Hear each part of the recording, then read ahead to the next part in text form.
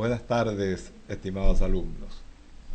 Vamos a iniciar el curso de Dirección Financiera. El objetivo de este curso es entregar una visión completa de las herramientas que se requieren para hacer una buena dirección financiera en la empresa. La clase tenemos 6 clases y en cada una de ellas veremos temas de importancia.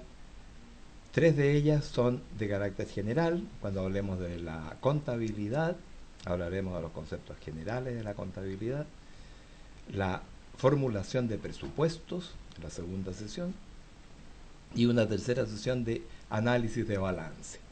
En estas 3 sesiones veremos aspectos generales de la financiación de la empresa.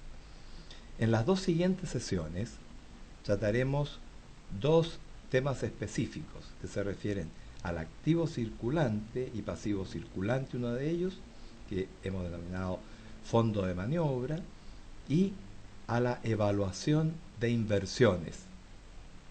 Estas 2 sesiones entonces son temas específicos que abarcan y se refieren al activo de la empresa.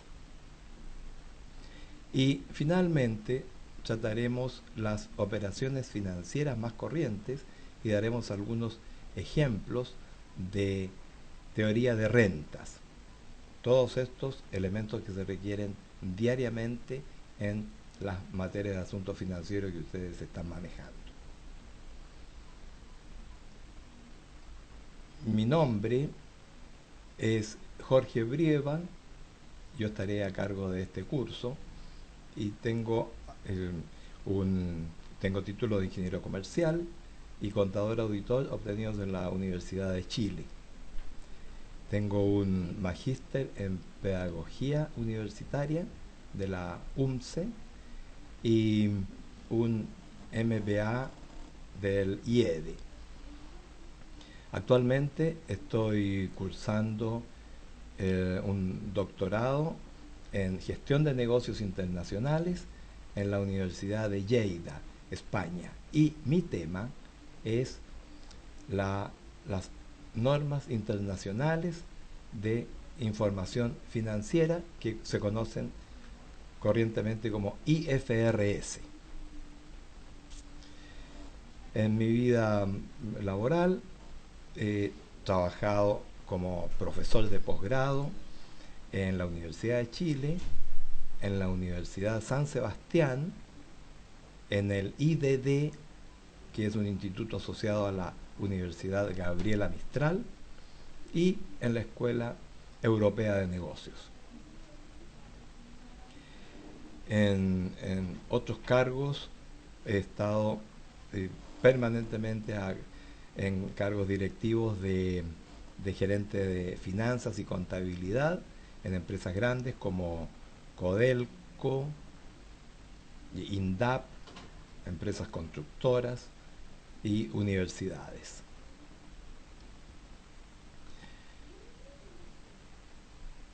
El primer tema que vamos a ver se refiere a la contabilidad financiera.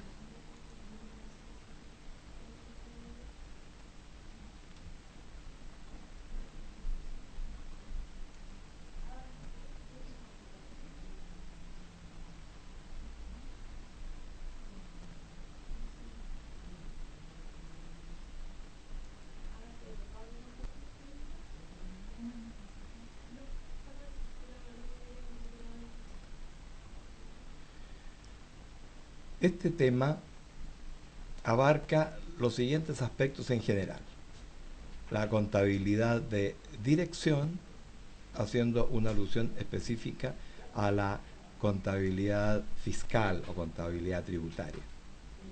Los objetivos de la dirección financiera, veremos el balance y la cuenta de resultados, la estructura de estos 2 estados financieros, y también veremos cómo se gestan estos estados financieros.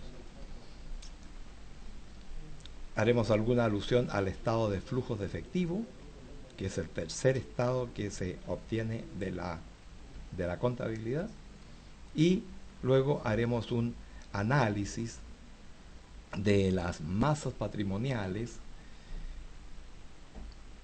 que permiten formarse una idea de la calidad de la situación financiera de la empresa.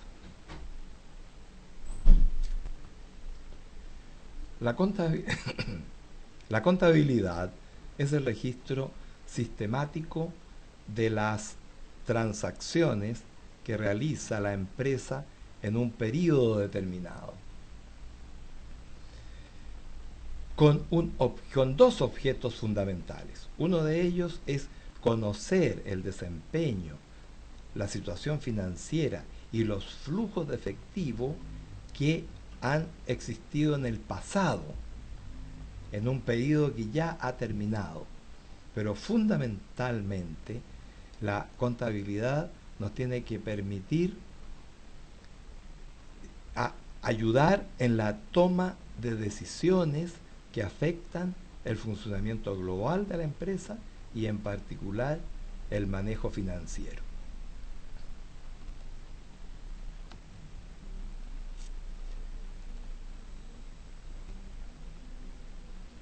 Registro sistemático de transacciones para conocer el pasado y para proyectar el futuro.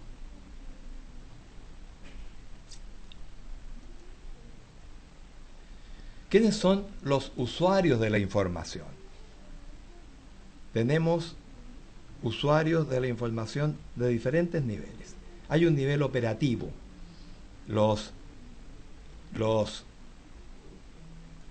El personal de operación de la empresa necesita saber cosas de detalle, como por ejemplo cuáles son los saldos bancarios en un momento determinado,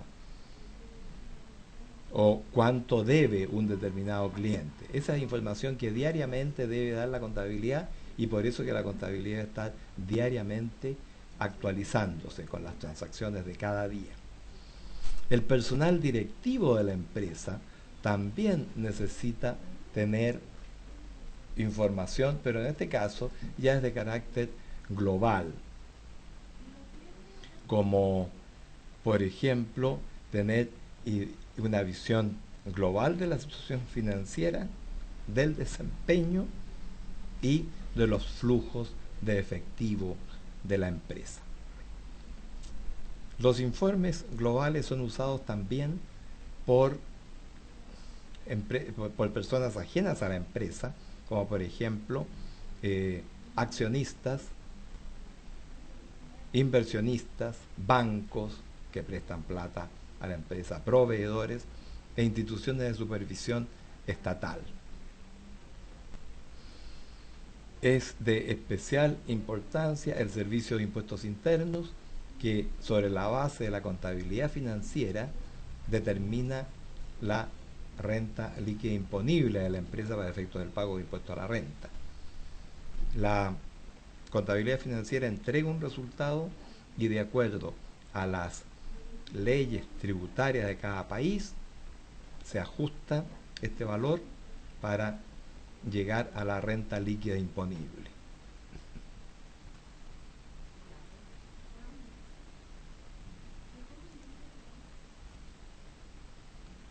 ¿Cuáles son los elementos de la contabilidad? Vamos a ver cuáles son estos elementos de la contabilidad. La contabilidad registra e informa sobre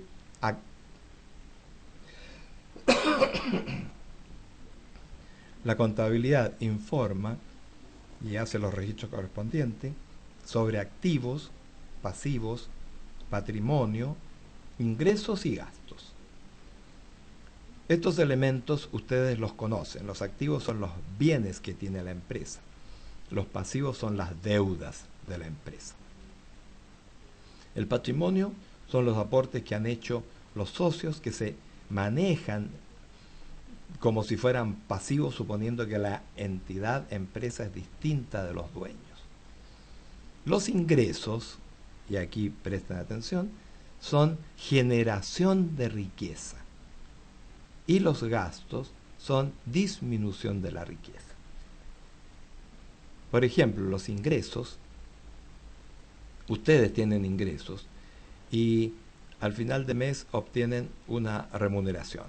Esto significa que al comienzo de mes ustedes no han generado todavía ingresos. A medida que van prestando servicios a la empresa, van generando los ingresos. Al comienzo de mes no había generación de riqueza. Al término del mes se ha generado una riqueza. Eso ocurre exactamente en la empresa.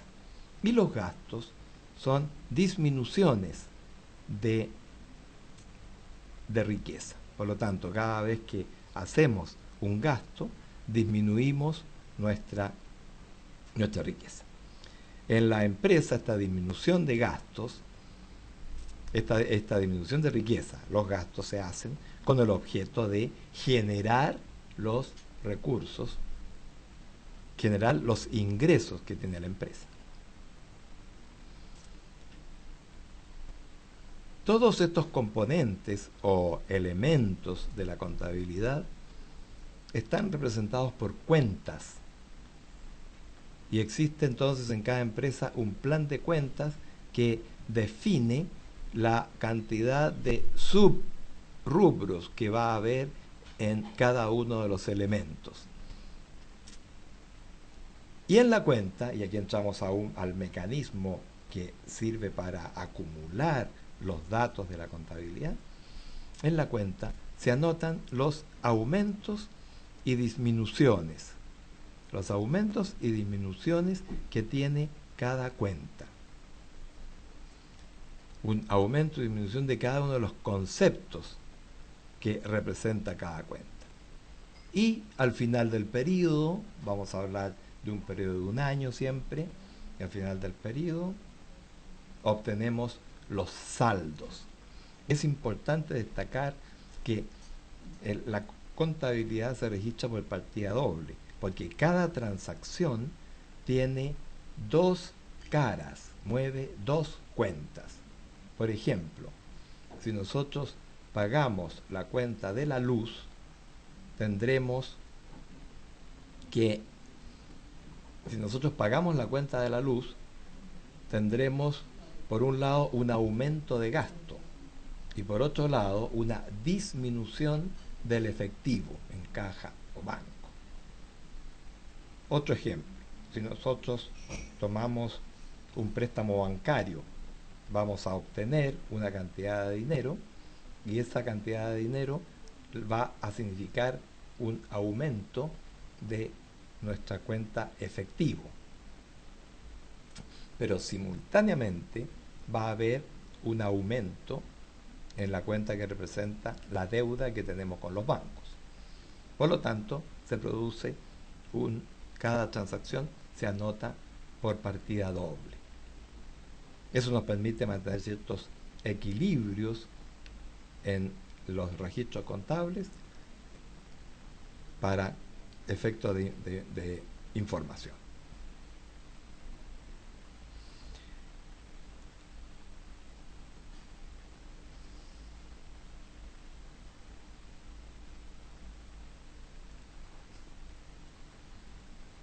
¿Cómo se generan los estados financieros?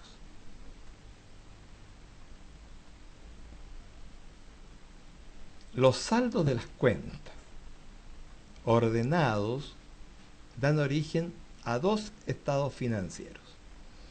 Tomando las cuentas de ingresos y gastos, obtenemos el estado de resultados o estado de ganancias y pérdidas. Ordenamos estas cuentas tomando los valores de la cuenta de ingresos y restando los valores, los saldos de las cuentas de gastos. De esa manera determinamos la utilidad del periodo. El segundo estado es el balance general o estado de situación, que lo construimos listando simplemente haciendo una lista de las cuentas de activo por un lado y las cuentas de pasivo por otro.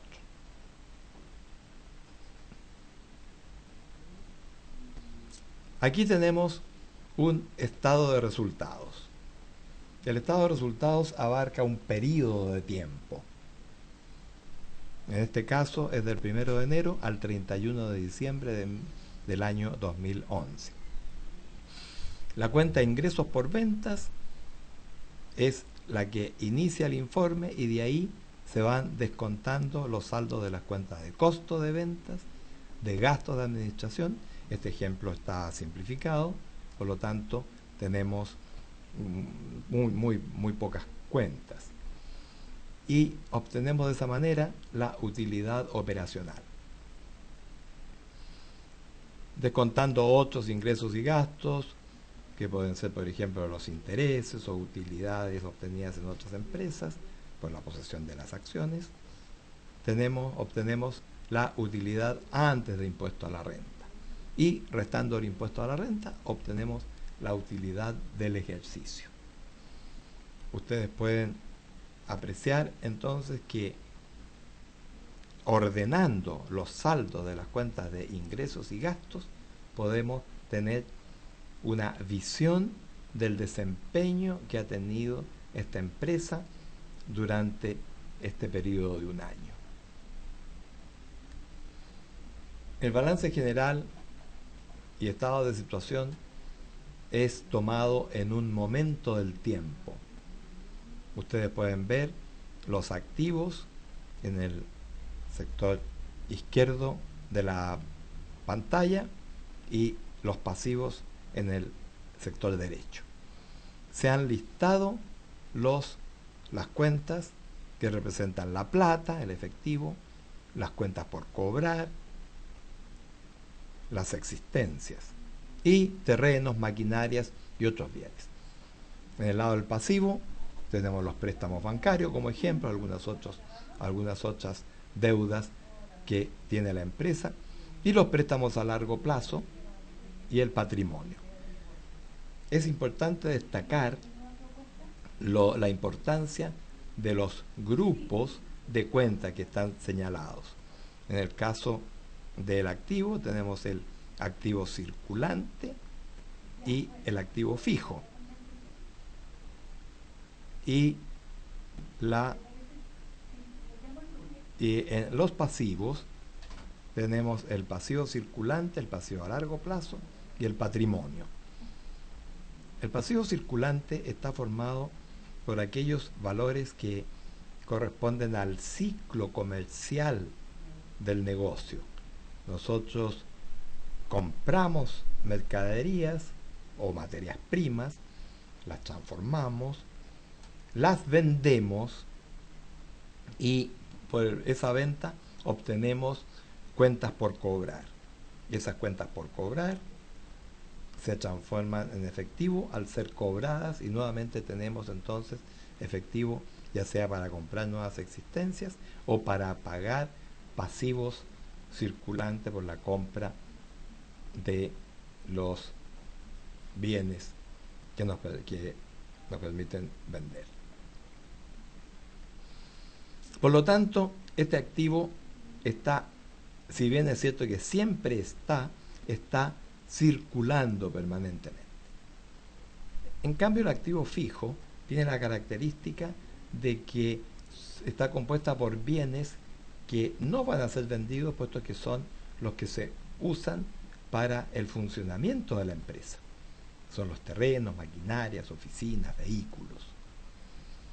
En el pasivo también podemos identificar dos sectores, uno de ellos el pasivo circulante, que son préstamos que debemos pagar en el corto plazo, y pasivo a largo plazo, que son bienes, que son deudas que debemos pagar en plazos superiores a un año.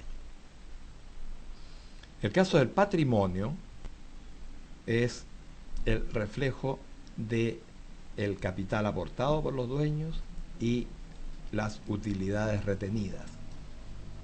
Desde luego que este patrimonio no es exigible, salvo por dos aspectos. Uno de ellos es el pago de dividendos y por otro aspecto que es la liquidación de la empresa. El capital es exigible cuando se liquide la empresa y va a ser entregado a los dueños solamente el excedente que quede de los activos una vez pagados todos los pasivos.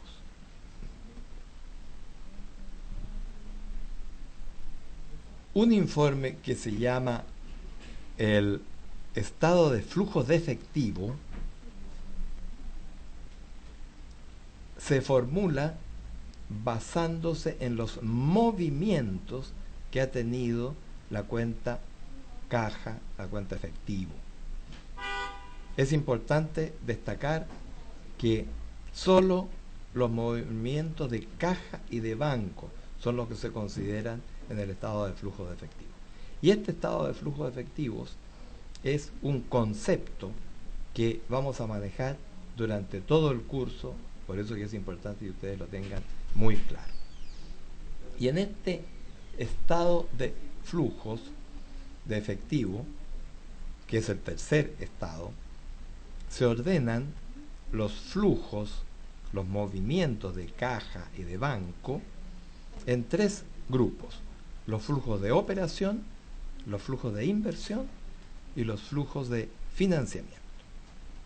Los flujos de operación corresponden a los movimientos de ingresos por ventas de bienes y servicios y los gastos que tiene la empresa. Todos los movimientos de caja y banco que pasan por caja y banco y que tienen que ver con las ventas y con los gastos son ordenados en el grupo de flujos de operación. Los flujos de inversión corresponden a inversiones físicas en activo fijo o bien inversiones financieras en acciones y bonos.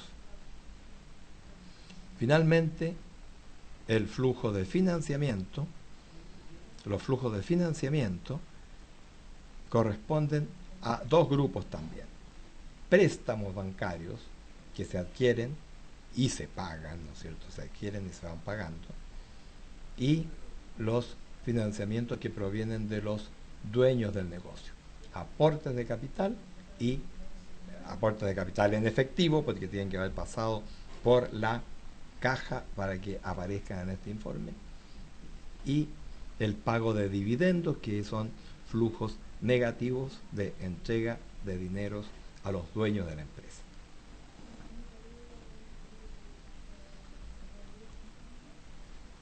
Los tres estados que yo les he explicado van complementados con notas para que sean comprensibles, para que las cifras, los estados sean comprensibles por cualquier persona que tenga conocimiento de contabilidad de los negocios, pueda entender, interpretar y conocer entonces los dos aspectos básicos que hemos conversado, que es el pasado, lo que ha pasado dentro de la empresa desde el punto de vista financiero, y tener elementos para proyectar hacia el futuro.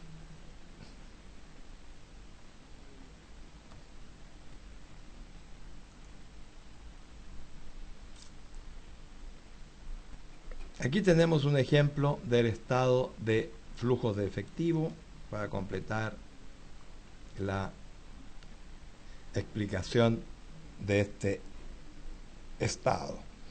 También toma un periodo desde el 1 de enero al 31 de diciembre de 2011. Flujo de operación. Se fijan ustedes que aquí no aparecen nombres de cuentas, sino conceptos. Recaudaciones por venta, plata que ingresó por ventas, y pagos a proveedores y personal. La diferencia entre estos dos es el flujo neto de operaciones. Aquí tenemos flujos de inversión, inversiones en otras empresas, hemos comprado acciones de otra empresa, y compra de activos fijos. eso nos suma los flujos negativos de inversión. Si vendemos la inversión en otra empresa o algún activo fijo, tenemos flujos positivos de inversión. Y en los flujos de financiamiento tenemos un préstamo bancario recibido, bonos emitidos. En las últimas sesiones vamos a hablar de los bonos. Y emisión de acciones, o sea, capital aportado por los socios.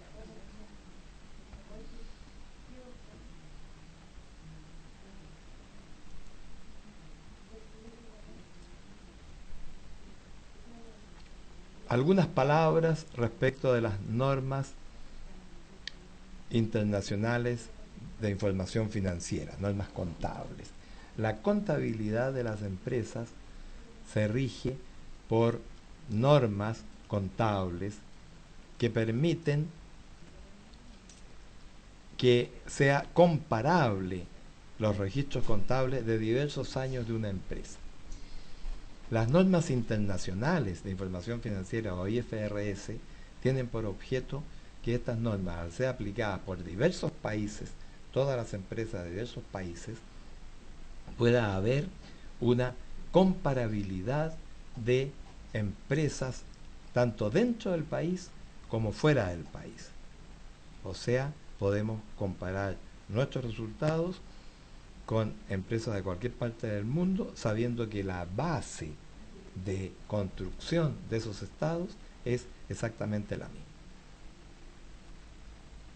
Por este motivo, Chile se ha incorporado a partir del año 2009 a las normas internacionales de información financiera o IFRS. Estas normas son las que aplican los países europeos, los países miembros de la Comunidad Europea, de la Unión Europea. Y el año 2001 se acordó entonces comenzar a aplicar las normas en forma general y de esa manera tener una uniformidad de normas en toda la Unión Europea. A partir del año 2005, estas normas se hicieron obligatorias. Y estas normas entonces han sido adoptadas por diversos países, por muchos países en el mundo. De tal manera que ahora aproximadamente unos 120 países, incluyendo a Chile, tienen la misma normativa. Se está haciendo esfuerzos por homologar y tener una sola normativa común, haciendo un ajuste de normas que usa Estados Unidos y un grupo de países que están siguiendo las normas norteamericanas. Una vez que haya un acuerdo que se espera para el año 2015, habrá